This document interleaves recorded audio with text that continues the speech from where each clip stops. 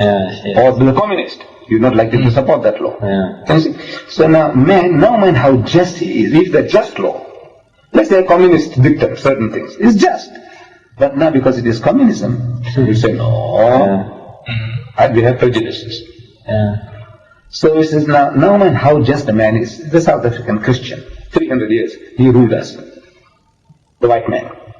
And he stole our lands. You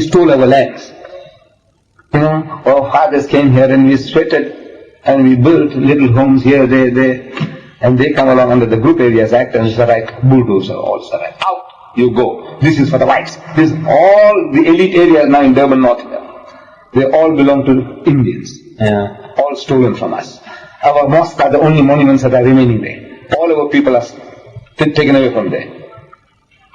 And this they did it in the name of Christianity. They did injustice to us, stealing our land, taking it for a song, and now when we want to get back, now we have to pay 1,000% more. My house was there, I was quite satisfied. Now I have to build a house, I must go and get a loan from the building society and enslave myself for 30 years, all my life. What have you ever done to me? In South Africa, in 1949, I took a course in radio servicing, knowing full well that when I get my diploma, I will not be able to practice it. I couldn't become a mechanic, I couldn't become a plumber, I couldn't become an electrician under the law. I'm a black man. Even the garbage trucks were driven by white people. That's also their privilege. To drive a truck, rubbish, garbage, it was a white man's job. Now you don't shovel manpower, you give us. And I say, the Indian can come in and the African can come in. But for 300 years, he oppressed us. And they were a religious people. These Afrikaners, they're the most religious in the country. You know, for sticklers for religion, Sunday church, no cinemas, no this, no that. They are very, very good people. But they're doing injustice. Because no man can. The only one who can give you a just law is God. Because he is not partial towards the American or the Chinese or the Indian. No. He will make you a law. He says now, no alcohol. No alcohol in total. Don't touch it, says the Quran. That's what we believe as well. MashaAllah, very good. So it says now, that law says no, for the Mormons no alcohol, but it says let's go and give alcohol to the Indians, and so that we can exploit them. That's right. No, it's not. It's a tax cut.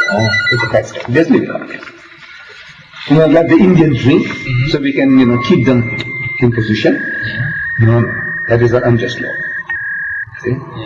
Polygamy, this is only for us. The other man must be monogamous. Again, it's unjust. It's unjust. So, if God gives you a law, that is the only just law. Man he is going to make compromises. Always.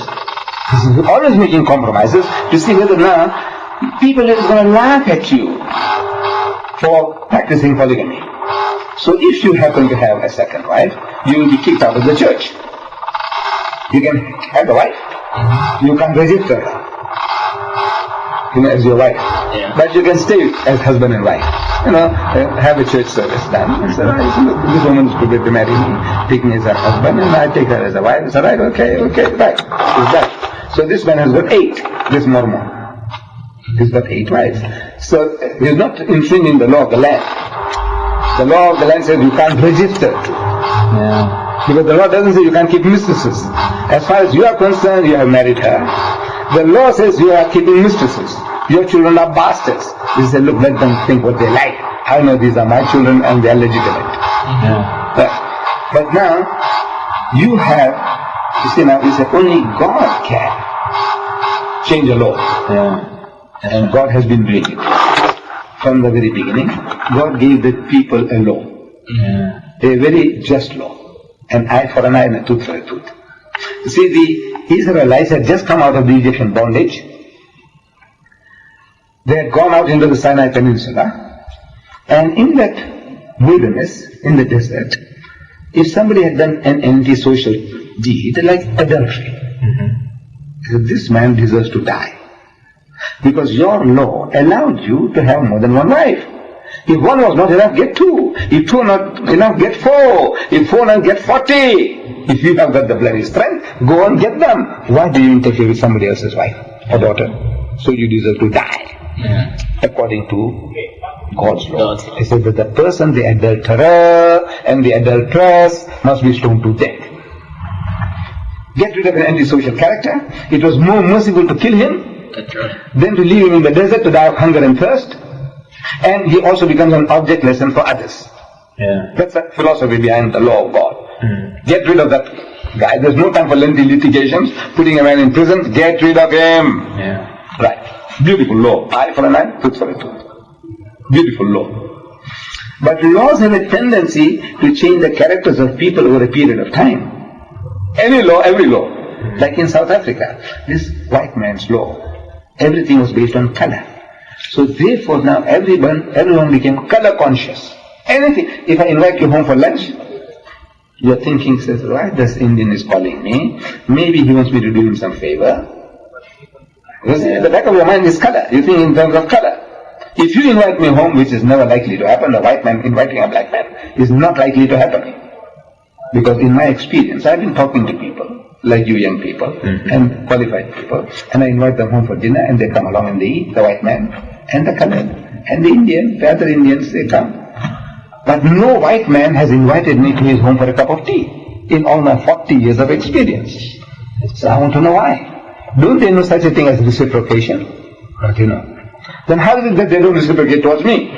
No, it's color consciousness. You see, we are living in that elite area.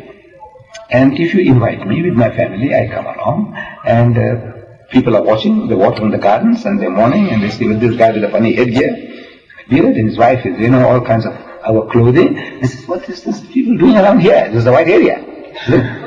Then I come and knock at your door, and maybe your wife has also visited the house. She recognizes, oh, Mr. Deedat, come in, and the family, we come inside, they sit down, they start chatting, have a cup of tea. In the meantime, Mrs. Men, half an hour goes, an hour goes, and the tongues begin to wag. Say, this guy here, Mr. Smith, what is he running a shebeen, and illicit liquor or something? Or what is this? Look at these coolies that have gone in and land, they haven't come out yet. Can you see? So now, you are color conscious. So now, if I come along there, everybody wants to know, who is this Indian doing in your house? What is this Indian doing here? Like a red Indian coming to your house in Salt Lake City. A red Indian with those feathers and all. The whole world will want to know what is going on between you and the red Indian. Right? Same thing here. It's color conscious. Everybody is color conscious. The laws made it. Hitlerite Germany. A nation, one of the most cultured nations in Europe. The land of Goethe and Beethoven. That nation incinerated 6 million Jews. Is it possible? I say it's possible. Brainwashing.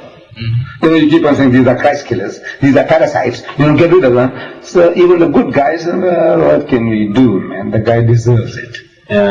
Right? You won't fight back against the government to say, this is not right. You can't kill a man because he is a Jew. If he has then committed a crime, punish him for it. Whatever the law of the land says. If the man deserves to be beheaded, behead him. But not because he's a Jew, you are going to incinerate him.